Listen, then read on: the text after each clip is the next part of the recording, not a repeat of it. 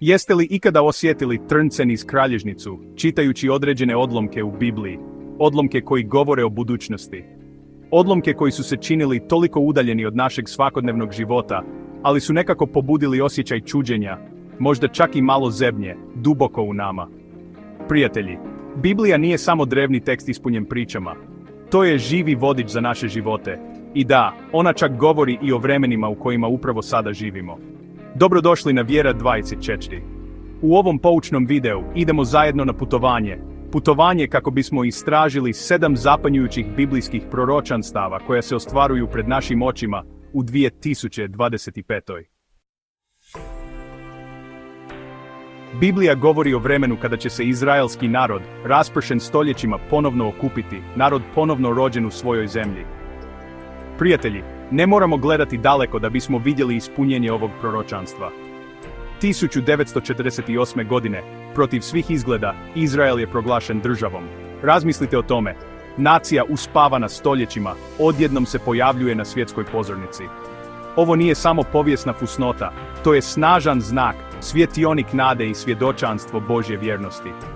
Prorok Ezekijel pisao je o suhim kostima koje oživljavaju, simbol Izraelovog preporoda, i prijatelji moji, svjedočimo ovom čudu koje se odvija pred našim očima. Ova obnova, ovaj povratak u njihovu zemlju, ima ogromno značenje u biblijskom proročanstvu. To je podsjetnik da Bog ispunjava svoja obećanja, bez obzira koliko se nemoguća činila. Ovo nije slučajnost, to je božanski plan. Dok gledamo svijet oko sebe, vidimo nemir i nesigurnost. Ratovi, glasine o ratovima, prirodne katastrofe, ekonomska nestabilnost, može se činiti kao da je svijet na rubu propasti. Ali prijatelji, dopustite mi da vam kažem, čak i usred ovih izazova, ne moramo se bojati. Biblija nam kaže da će u posljednja vremena doći do porasta ovakvih događaja. Lako se uhvatiti u negativnost, dopustiti strahu da se uvuče u naša srca, ali moramo se sjetiti da Bog još uvijek sjedi na prijestolju. On ima kontrolu i obećao je da nas nikada neće ostaviti niti zaboraviti. Mi smo pobjednici i uz Božju pomoć možemo se suočiti s bilo kojom olujom. U Markovom evanđelju, Isus nam kaže da će se evanđelje propovijedati svim narodima. Prijatelji, živimo u vremenu u kojem je tehnologija srušila geografske barijere kao nikada prije. Putem interneta, televizije i društvenih mreža, poruka Božje ljubavi i milosti dopire do svakog kutka svijeta. Ovo je neviđeno, nikada prije nismo imali tako moćne alate za dijeljenje dobrih vijesti. Od užurbanih gradova do udaljenih sela, ljudi susreću životvornu snagu Isusa Krista, i to se događa zapanjujućom brzinom. Ovo je ispunjenje proročanstva, svjedočanstvo Božje ljubavi koja dopire do ljudi bez obzira gdje se nalazili. 4. poglavlje, upozorenja o lažnim prorocima. Biblija nas upozorava da će se u posljednje dane pojaviti lažni proroci, koji će nastojati prevariti čak i izabrane. Prijatelji, moramo biti oprezni. Moramo biti ukorijenjeni i utemeljeni u Božjoj riječi kako bismo mogli razlučiti istinu od laži.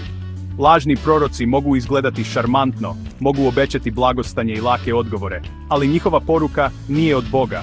Oni izvrću Sveto pismo za vlastitu korist, odvodeći ljude na stramputicu. Ali ne smijemo se dati zavarati. Kada ostanemo povezani s Bogom kroz molitvu i proučavanje njegove riječi, naoružani smo istinom, a istina nas oslobađa. 5. poglavlje. Knjiga Otkrivenja govori o vremenu kada će biti potreban žig za kupnju ili prodaju. Žig odanosti svjetskom sustavu koji se protivi Bogu.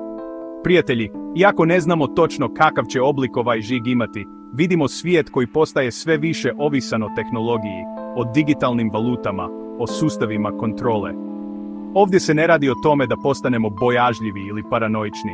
Radi se o tome da budemo svjesni da razumijemo vremena u kojima živimo i da se držimo svoje vjere u Isusa Krista. On je naš zaštitnik, naš opskrbitelj i naša krajnja vlast. 6. poglavlje. Biblija govori o vremenu kada će se pojaviti jedna svjetska vlada, ujedinjujući narode pod jednom zastavom. Prijatelji, dok svjedočimo porastu globalizacije, sve većoj međusobnoj povezanosti naroda, možemo vidjeti kako bi se ovo proročanstvo moglo ispuniti. Moramo se sjetiti da je Bog vladar nad svima. Njega ne zastrašuje ljudska ambicija ili zemaljske moći. Naše povjerenje nije u vladama ili političkim sustavima. Naše povjerenje je u jednog istinskog Boga koji drži budućnost u svojim rukama. 7. poglavlje. Prijatelji, živimo u izvanrednim vremenima. Svijet može izgledati kaotično i neizvjesno, ali kada ga gledamo kroz prizmu Svetog pisma, možemo pronaći nadu i ohrabrenje. Možemo vidjeti Božju ruku na djelu, kako orkestrira događaje prema svom savršenom planu. Proročanstva o kojima smo danas raspravljali nisu namijenjena da nas uplaše, već da nas pripreme, da nas približe Bogu i da ojačaju našu vjeru. Dok plovimo kroz ova složena vremena, ostanimo budni, prijatelji. Uprimo pogled u Isusa, naša srca uskladimo s njegovim glasom i naše misli usmjerimo na njegovu riječ. Svijet može ponuditi zbunjenost, ali Bog nudi jasnoću. Svijet može ponuditi strah, ali Bog nudi mir. Ako vas je ovo putovanje u fascinantan svijet biblijskih proročanstava zaokupilo, pretplatite se na naš kanal Vjera 24 kako biste bili u tijeku s budućim istraživanjima vjere i proročanstava. Pritisnite zvonce za obavijesti kako ne biste propustili nijednu epizodu. Pripremimo svoja srca i umove za ono što je pred nama. Ostanite blagoslovljeni.